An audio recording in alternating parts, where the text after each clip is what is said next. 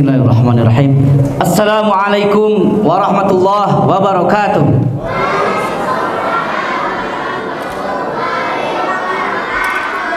Alhamdulillahirabbil alamin alladzi anzalal Qur'an hudal linnas wa bayyinatin minal huda wal furqan. Tsumma shalatu wassalamu ala asyrafil anbiya'i wal mursalin sayyidina Muhammadin wa ala alihi wa sahbihi ajmain. Amma ba'd. Faya ayyuhal hadirun, kita bersyukur kepada Allah Subhanahu wa taala. Hari ini hari yang penuh dengan keberkahan, yang insyaallah tempat ini akan dipenuhi dengan rahmatnya Allah. Sebagaimana disampaikan bahwa ketika ada suatu majelis, suatu tempat di dalamnya disebut nama Allah, maka Allah akan menurunkan rahmatnya. Maka mudah-mudahan saat ini kita sedang dikelilingi oleh para malaikatnya Allah untuk menyampaikan rahmatnya kepada kita semua. Amin ya rabbal alamin. Yang kami hormati Ketua Yayasan Semesta Qur'ani Indonesia beserta jajaran, para pimpinan unit TK dan SD serta TPQ Qur'ani Kids School beserta seluruh staf pengajar, asatidz, ustadzat yang kami hormati, Bapak Bupati Cianjur, alhamdulillah tadi sudah diwakili oleh Pak Dedi Atunun, Bapak menyampaikan sambutannya.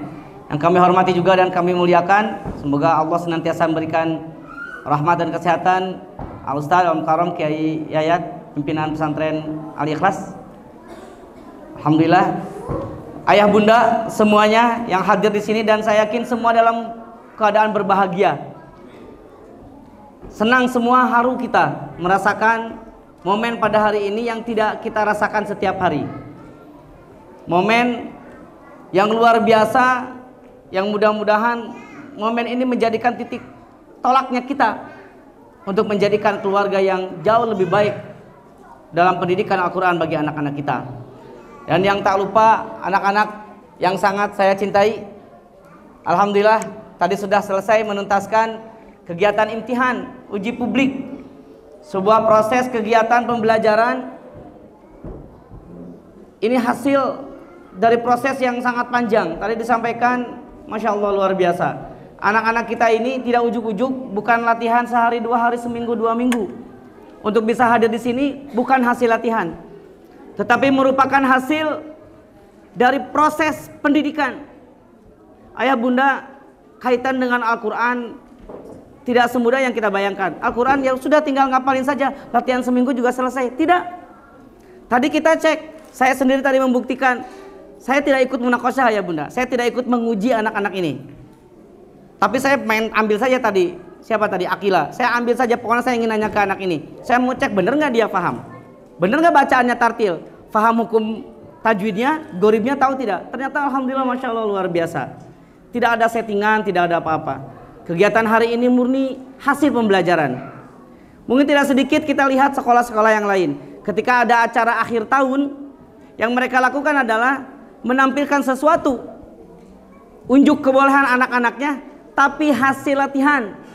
Betul tidak ya bunda? Hasil latihan, bukan hasil pembelajaran setahun 2 tahun, tidak.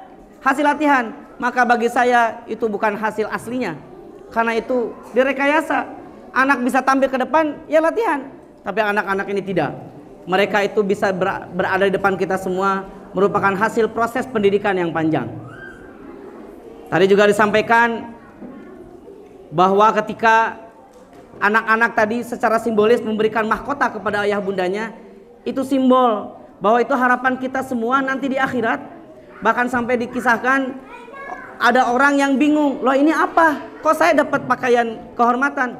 Kok saya dapat tajul karamah? Dapat mahkota kemuliaan? Apa ya Allah, amal apa yang saya lakukan sehingga mendapat ini? Kemudian kata Allah, itu akibat anakmu.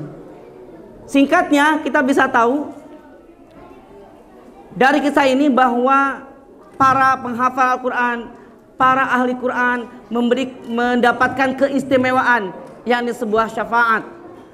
Kalau Rasulullah SAW sampaikan dalam sebuah hadisnya, Iqra'ul Quran fa innahu ya'ti yaumal qiyamah syafi'an li ashabi. Baca oleh kalian Al-Quran, nanti sungguh di akhirat nanti Al-Quran akan datang menjadi syafaat bagi sahabatnya. Itu bagi orangnya. Tapi lain halnya dengan yang kita saksikan sekarang, anak-anak kita yang insya Allah menjadi ahlul Quran, mereka akan mendapatkan keutamaan sebagai penyebar syafaat. Kita tahu syafaat itu diberikan oleh Allah, izinnya kepada Rasulullah SAW, kepada Al-Quran yang tadi disebutkan hadisnya. Ternyata ada syafaat lain dari anak-anak kita. Dalam keterangan lain disampaikan, syafaatnya seorang ahlul Quran itu bahkan bisa sampai membawa keluarganya 10 orang untuk turut bersama-sama masuk ke surga. Tetapi ayah bunda sekalian, jangan berbangga dulu, jangan bersenang dulu. Ternyata ada orang yang tidak mempan dengan syafaat. Ada orang yang tidak berlaku syafaat kepada orang itu. Apakah itu kita? Na'udzubillahi min dzalik. Allah Subhanahu wa taala berfirman dalam surah Al-Muddatsir ayat 42 dan seterusnya. A'udzubillahi minasyaitonirrajim. Dalam ayat ini, di akhirat nanti ada neraka, ada surga. Dalam neraka banyaknya segmen neraka, banyaknya kapling neraka. Ada salah satu neraka namanya neraka Saqar. Dalam ayat ini disampaikan, masalakakum fi Saqar. Apa yang menyebabkan kamu masuk neraka Saqar? Kemudian dia menjawab, para penghuni neraka Saqar itu menjawab, qalu lam nakum minal musallin. Dulu waktu kami di dunia, waktu kami hidup, kami tidak pernah sholat. Kami jarang sholat. Kenapa jarang sholat? Kami mencari nafkah untuk anak-anak kami, biar mereka nyaman hidupnya di dunia, biar mereka bahagia, biar mereka mendapat pendidikan yang mahal sekolahnya, biar mereka menjadi anak-anak yang soleh. Tetapi dia meninggalkan kesolehannya sendiri. Qalu lam nakum minal musallin wa lam nakun nut'imul miskin. Kami juga dulu waktu di dunia jarang berbagi sama orang-orang miskin. Ngapain berbagi kepada orang lain? Anak kami butuh makan, istri kami butuh makan. Gak inget tuh berbagi sama yang lain. Padahal dalam setiap harta kita ada bagiannya punya orang lain. Enggak berbagi, karena lebih mementingkan diri sendiri dan keluarganya. Walaupun itu kewajiban, tetapi ada hak orang lain di situ. Walam nakunu nut'imul miskin wa kunna nakhudu ma'al khaidin. Juga dulu waktu kami di dunia itu sering nongkrong-nongkrong, sering kumpul-kumpul, diskusi, ngobrol yang enggak ada manfaatnya, enggak ada kepentingannya, enggak ada nilai ruhiyahnya, enggak ada nilai ibadahnya. Sehingga yang kami bahas di dunia itu bisnis, uang, duniawi, tidak ada pembahasan ilmunya, tidak ada berbicara dengan pendidikan anaknya. Kemudian wa kunna nukadzibu biyaumiddin. Dulu juga kami mendustakan hari akhirat. Hari ini ya Allah, lupa. Karena saking sibuknya dengan dunia, lupa bahwa nanti akan ada hari akhirat. Hatta atanal yakin, sampai datanglah hari yang sangat diyakinkan. Datanglah hari yang sudah dijanjikan oleh Allah, hari kiamat dan harinya pertanggungjawaban. Kemudian Allah sampaikan di ayat yang berikutnya, fama tanfa'uhum syafa'atus syafi'in, maka tidak bermanfaat syafaatnya orang yang memberikan syafaat. Ayah bunda, kita berharap berkumpul dengan anak-anak kita di dunia hari ini, maka kita berkumpul dengan anak-anak kita di akhirat nanti, di surganya Allah. Tadi disimboliskan kita mendapatkan mahkota, maka kita berharap nanti di akhirat anak kita tuh memberikan mahkota kepada kita karena mereka ahli Quran dan hasil didikan kita, hasil peran kita di dunia. Tapi ternyata itu bisa tertolak karena usaha kita untuk mensolehkan anak-anak kita tidak dibarengi dengan kita melaksanakan sholat. Nyuruh ke anak, sholat kamu, orang tuanya nggak sholat. Sholat tepat waktu, sholat berjamaah, orang tuanya berleha-leha. Kamu wajib harus berbagi sama temannya, orang tuanya enggak. Kamu tidak boleh melakukan hal yang sia-sia, orang tuanya malah melakukan. Na'udzubillahi min dzalik. Pendidikan yang paling utama dalam Islam khususnya adalah al-uswah, teladan. Maka keteladanan kita sebagai orang tua, tadi Ustaz Abdul Qudus juga menyampaikan, ayah bunda sudah siap untuk memberikan contoh? Siap. Maka ikrar ustaz-ustaz semua, bapak ibu semua, ayah bunda semua, mudah-mudahan jadi saksi di hadapan Allah Subhanahu wa taala. Kita sudah berikrar dan itu menjadi penguat motivasi untuk kita menjalani kehidupan kita dengan anak-anak kita. Kita menjadi contoh dan cita-cita kita berkumpul di dunia bersambung sampai berkumpulnya di akhirat nanti. Amin ya Allah ya rabbal alamin. Ayah bunda, apakah ini sudah terakhir anak-anak kita berinteraksi dengan Quran? Tidak. Masih panjang. Dalam metode UMI tadi sudah sampaikan ada 7 program dasar. Tapi yang berikutnya adalah dalam metode UMI ada program yang kita sebut dengan QOR, Quranic One Roof Education. Pendidikan Al-Quran satu atap. Artinya one stop Quran learning. Kalau kita mau mempelajari Al-Quran untuk anak-anak kita, cukup di satu tempat. Dan di sini insya Allah terpenuhi. Anak-anak kita ketika belajar Quran, mulai dari TK, di Quran Niki sudah ada. Kita saksikan anak-anak bahkan sampai ada yang hafal juz 29. Anak-anak TK. Ketika kemudian naik ke SD-nya, dilanjutkan hafalannya, dilanjutkan bacaan tartilnya, dilanjutkan. SD ini anak-anak kita ya bunda sekalian, yang barusan sudah dicek, diuji tartilnya, itu nggak berhenti. Al-Quran bukan sekedar bacaan dan hafalan saja, tapi harus difahami. Untuk menjadi ahlul Quran harus mengamalkan. Mengamalkan Al-Quran harus paham isinya. Di metode UMI sudah ada namanya turjuman Al-Quran. Insya Allah di Quran Kids gurunya juga sudah siap. Programnya sudah siap. Tidak perlu cari sekolah lain.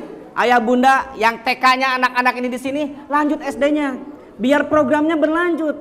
Ke sekolah lain, gurunya ganti, metodenya lain. Bacaan Qurannya ya gitu lagi, balik lagi. A'udzu billahi minasyaitonir. Begitu lagi. Pada anak-anak kita sudah terbangun, terbentuk.